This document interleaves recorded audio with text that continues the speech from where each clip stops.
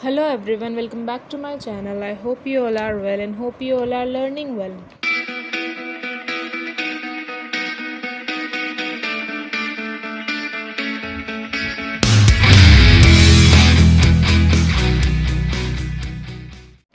आज का ये वीडियो हमारी जो बाल विकास की सीरीज़ चल रही है उसी की एक क्लास है। आज के इस वीडियो में हम एक नई अवस्था को डिस्कस करने जा रहे हैं जो कि बहुत इम्पॉर्टेंट है और बहुत ज़्यादा क्वेश्चंस इससे पूछे जाते हैं एग्ज़ाम्स में।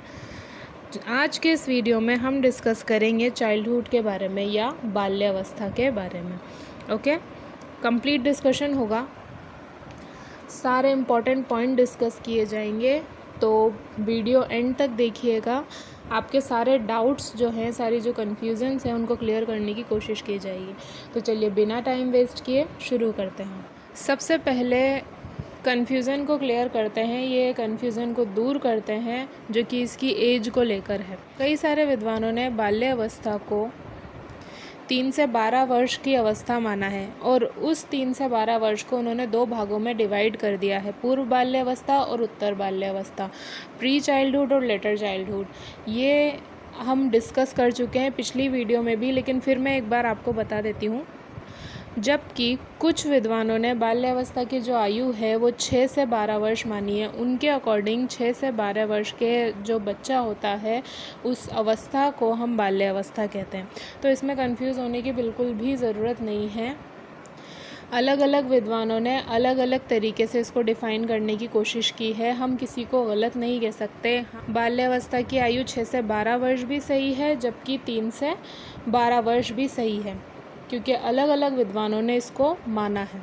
अब आगे बढ़ते हैं हम। आई होप कि ये एज वाला कन्फ्यूज़न क्लियर हुआ होगा। हमारे इस वीडियो में हम जो चाइल्डहुड की या बाल्यावस्था की एज मानेंगे वो मानेंगे 6 से 12 वर्ष। ओके, क्योंकि इससे पहले जो हमने शेषावस्था पढ़ी उसमें हमने आयु मानी थी जन्म से 5-6 वर्ष की आयु मानी थी हमने। ओके, और अगर आपको फिर भी कन्फ्यूज़न होगा तो हम एक वीडियो और बना देंगे डाउट क्लास का, जिसमें प्री चाइल्डहुड और लेटर चाइल्डहुड या पूर्व बाल्यावस्था और उत्तर बाल्यावस्था को अच्छे से डिस्कस कर लेंगे। ओके, अगर आपको अवस्थाओं में फिर भी कन्फ्यूज़न है, तो वैसे तो कन्फ्यूज़न होना नहीं चाहिए, क्योंकि पूर्व बाल्यावस्था की या प्री चाइल्डहुड की अगर बात होती है तो वही सारी विशेषताएं वहाँ पे आएंगी जो एक 3 से 6 वर्ष के बच्चे में होती है, जो हमने शेषावस्था में भी डिस्कस की है। ओके, नाम चेंज हो जाएगा, विशेषताएं वही रहेंगी। तो चलिए अब आगे बढ़ते हैं। बाल्यावस्था का काल 6 से 12 वर्ष है। रॉस जैसे मनोवैज्ञानिक जो हैं उन्होंने इसका काल जो है 3 से 12 वर्ष तक माना है, और उन्होंने बाल्यावस्था को 2 भागों में डिवाइड किया है, पूर्व बाल्यावस्था और उत्तर बाल्यावस्था, प्री चाइल्डहुड और लेटर चाइल्डहुड। ओके, अब बात करते हैं हम इसके नामों की, कि बाल्यावस्था के अन्य कौन कौन से नाम हैं। तो बाल्यावस्था को असल विद्यालय की अवस्था भी कहा जाता है, या विद्यालय की अवस्था आप इसको मान सकते हैं। एलिमेंट्री स्कूल एज है ये। इस उम्र में बच्चा वास्तविक रूप से स्कूल जाना चालू कर देता है और वो रेगुलरली स्कूल जाता है। ओके, तो इसको हम क्या कहेंगे? एलिमेंट्री स्कूल एज या विद्यालय की अवस्था। जब बच्चा स्कूल जाएगा तो जाहिर सी बात है कि उसका एक ग्रुप भी बनेगा, दोस्त बनेंगे उसके, तो इस अवस्था को हम गैंग एज या समूह की अवस्था भी कहते हैं, क्योंकि बच्चा जब स्कूल जाता है तो उसकी नए बच्चों से दोस्ती होती है और उनका एक ग्रुप बन जाता है। ठीक है, बाल्यावस्था को हम खेल की आयु भी कहते हैं। अब कहानी हम आगे बढ़ाते हैं। स्कूल गया बच्चा, बच्चे का एक ग्रुप बना, तो उस ग्रुप के साथ वो क्या करेगा? खेलेगा। अलग अलग तरीके के खेल में वो भाग लेगा और अपने ग्रुप के साथ वो खेलना पसंद करेगा। तो इस अवस्था को हम कहते हैं खेल की आयु। ठीक है, कॉल ब्रूस ने बाल्यावस्था को अनोखा काल कहा है या यूनिक पीरियड भी कहा है। अगर बात आ जाए कि कॉल ब्रूस ने बाल्यावस्था को क्या कहा है, तो उन्होंने अनोखा काल कहा है इसको, या यूनिक पीरियड कहा है। रॉस की अगर हम बात करें तो रॉस कहते हैं कि बाल्यावस्था मिथ्य परिपक्वता का काल है, सैडो मैच्योरिटी का पीरियड है ये। इस एज में या इस अवस्था में जो बच्चा होता है वो सोचता है कि मैं बड़ा हो गया हूँ, वो ऐसा एक्ट करने की कोशिश करता है कि हाँ अब मैं बड़ा हो गया हूँ, मैं सब काम कर सकता हूँ, यहाँ तक कि मैं दूसरों की मदद भी कर सकता हूँ। तो वो सबकी मदद करने की कोशिश करता है घर में, ऐसे कामों में जो कि आम तौर पे बड़ों के होते हैं उनमें वो इन्वॉल्व होने की कोशिश करता है, क्योंकि उसको अब ऐसा लगने लगता है कि मैं बड़ा हो गया हूँ, जबकि ऐसा होता नहीं है असल में। तो इसको मिथ्या परिपक्वता का काल कहा है रॉस ने। ओके, बात करें हम किलपैट्रिक की, W.H. किलपैट्रिक, तो किलपैट्रिक इसको कहते हैं कॉम्पिटिटिव सोशलाइजेशन का पीरियड, यानी कि प्रतिद्वंदात्मक सामाजिकरण की अवस्था किलपैट्रिक इसको कहते हैं। बच्चा जो होता है वो कंपटीशन में भाग लेता है, उसमें एक तरीके का जुनून रहता है कि मैं किस तरीके से अपने दूसरे जो साथी है उनसे आगे निकलूँ। तो कंपटीशन की एक फीलिंग होती है उसमें, ठीक है, प्रतिद्वंद्विता की भावना होती है उसके अंदर दूसरे से आगे निकलने की। तो हर वक्त वो बस कंपटीशन में लगा हुआ रहता है कि किस तरीके से मैं इससे आगे निकलूँ। कई बार आपने देखा होगा इस उम्र के जो बच्चे होते हैं पढ़ाई में भी या दूसरे किसी कंपटीशन में, अगर आप 2 बच्चों से बोल दोगे, उनमें कंपटीशन करवाओगे, तो उनमें होड़ लग जाएगी कि मैं आगे निकलूँगा या मैं आगे निकलूँगा। सेम उम्र के, इस उम्र के अगर बच्चे वो होंगे तो ओके। तो किलपैट्रिक ने इसको क्या कहा है, प्रतिद्वंदात्मक सामाजिकरण की अवस्था कहा है या कॉम्पिटिटिव सोशलाइजेशन कहा है। अगर हम बाल्यावस्था की विशेषताओं की बात करें तो सबसे ज़्यादा क्वेश्चंस यहीं से आते हैं, तो आप इसको बहुत ध्यान से पढ़िएगा और समझने की कोशिश कीजिएगा। बाल्यावस्था में बालक में रियलिस्टिक अप्रोच आ जाता है, यानी कि वो यथार्थ से परिचित होता है। जैसा कि हमने शेषावस्था में पढ़ा कि बच्चा क्या करता है, एनिमिज्म करता है, यानी दूसरी जो निर्जीव वस्तु है उनको सजीव समझने लगता है, अपनी एक कल्पना की दुनिया में वो खोया हुआ रहता है, उसका एक अलग ही दुनिया होती है जिसमें वो खोया हुआ रहता है। लेकिन जब बाल्यावस्था तक बच्चा आता है तो उसमें रियलिस्टिक अप्रोच आ जाता है, यानी कि अब वो समझता है कि असल में दुनिया है क्या, समझने की कोशिश करता है वो, ठीक है, असल सच्चाई से दुनिया की परिचित होता है वो कि कौन सी चीज़ क्या है और किस तरीके से दुनिया में काम करती है, ठीक है। अगली विशेषता अगर हम इसकी देखें तो इस उम्र में बालक में संग्रह की प्रवृत्ति देखने को मिलती है। कोई भी चीज़ इकट्ठा करने का बड़ा शौक़ होता है उसको। कई बार आपने देखा होगा कि इस उम्र के बच्चे कभी कार, जो अपने खिलौने होते हैं उसमें कार इकट्ठा कर लेते हैं, कभी सिक्के इकट्ठा कर लेते हैं। तो अलग अलग चीज़ को वो क्या करता है, संग्रह करने की कोशिश करता है।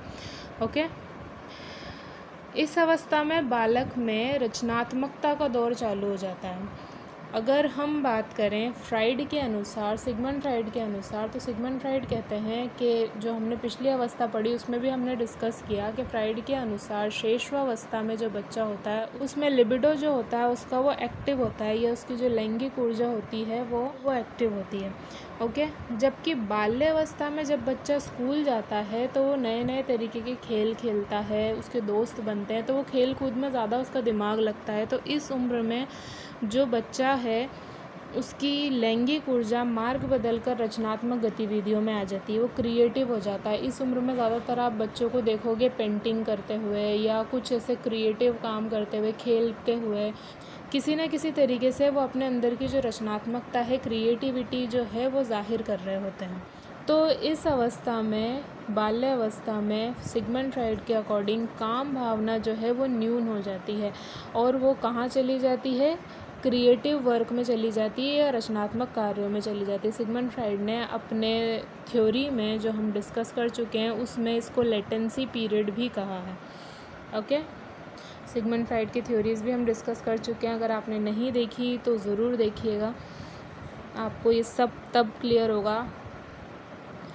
बात करें अगर हम जीन पियाजे की, तो जीन पियाजे कहते हैं कि इस अवस्था तक आते आते बच्चा जो है वो मूर्त तर्क करने लगता है, यानी कि अब आप उसके सामने अगर कोई वस्तु पेश करो या उसे दिखाओ, समझाओ, तो सामने देखी हुई वस्तु पर वो तर्क वितर्क करना शुरू कर देता है। मूर्त तर्क की क्षमता उसके दिमाग में आ जाती है, इंडक्टिव थिंकिंग वो करने लगता है। ओके, मूर्त चिंतन आया है, अमूर्त चिंतन अभी नहीं आया है, ये याद रखिएगा। तो मूर्त चिंतन बाल्यावस्था तक आ जाता है जीन पियाजे के अकॉर्डिंग।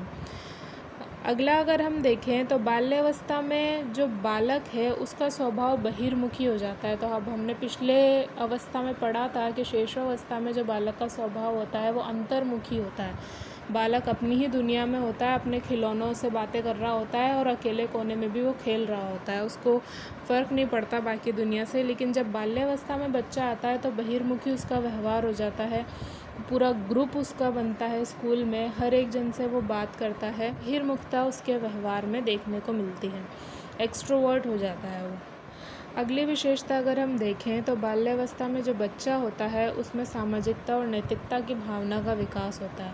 अब वो नैतिक नियमों का पालन करने लगता है और उसके अंदर नैतिकता का विकास होने लगता है। अगर हम बात करें एरिक एरिक्सन की, तो एरिक एरिक्सन ने इस अवस्था को, या 6 से 12 वर्ष की जो अवस्था होती है, इसको परिश्रम बनाम हीनता की अवस्था कहा है, इंडस्ट्री वर्सेस इन्फीरियॉरिटी। इसमें जो बच्चा होता है वो परिश्रम करता है आगे बढ़ने के लिए, वो अलग अलग कॉम्पिटिशन्स में स्कूल में भी जब जाता है तो अलग अलग तरीके के खेल में वो पार्टिसिपेट करता है, अलग अलग तरीके की एक्टिविटीज़ में भाग लेता है वो, और उस वक्त उसका हौसला बढ़ाने की ज़रूरत होती है, हमें उसको रोकने की ज़रूरत नहीं होती। अगर हम उसका हौसला बढ़ाते हैं तो उसमें सामर्थ्य की भावना आती है, और अगर हम उसको रोक टोक करते हैं, उसके कामों में कमियां निकालते हैं, तो फिर उसमें हीनता की भावना आ जाती है। ओके, तो एरिक एरिक्सन ने इस अवस्था को क्या कहा है? परिश्रम बनाम हीनता की अवस्था। अगली विशेषता है कि इस अवस्था में, यानी कि बाल्यावस्था में, जो बच्चे होते हैं वो समलैंगिक समूह बनाना पसंद करते हैं, यानी कि लड़के आपस में अपना ग्रुप बनाते हैं और लड़कियां जो होती हैं वो आपस में अपना ग्रुप बनाती हैं। लड़के अपने ग्रुप में लड़कियों को शामिल करना पसंद नहीं करते, जबकि लड़कियां जो होती हैं वो अपने ग्रुप में लड़कों को शामिल करना पसंद नहीं करती। ये अपने ही ग्रुप में खुश होते हैं, अपने समलैंगिक ग्रुप में खुश रहते हैं। ओके, और लास्ट है कि अभिभावक जो हैं इस अवस्था को, या इस उम्र के बच्चे को, जो 6 से 12 वर्ष की जो अवस्था होती है, उसको क्लेवर एज कहते हैं या स्मार्ट एज कहते हैं। इस उम्र में बच्चे को बेवकूफ़ बनाना मुश्किल हो जाता है, या एक तरीके से कहें कि बहुत ही कठिन काम है। अब जैसे आप शेषावस्था में बच्चे को बहला फुसला के अपने काम करवा रहे थे, बाल्यावस्था में ऐसा नहीं होगा, क्योंकि बच्चा आपकी बातों में नहीं आएगा, वो बेवकूफ़ नहीं बनेगा, क्योंकि अब उसने तर्क वितर्क करना चालू कर दिया है, सोचना चालू कर दिया है। ओके, तो ये था आज का वीडियो, ये थी बाल्यावस्था की क्लास। आई होप कि आपको समझ आया होगा, वीडियो पसंद आया होगा। If you liked my video please like, share and subscribe. Thank you.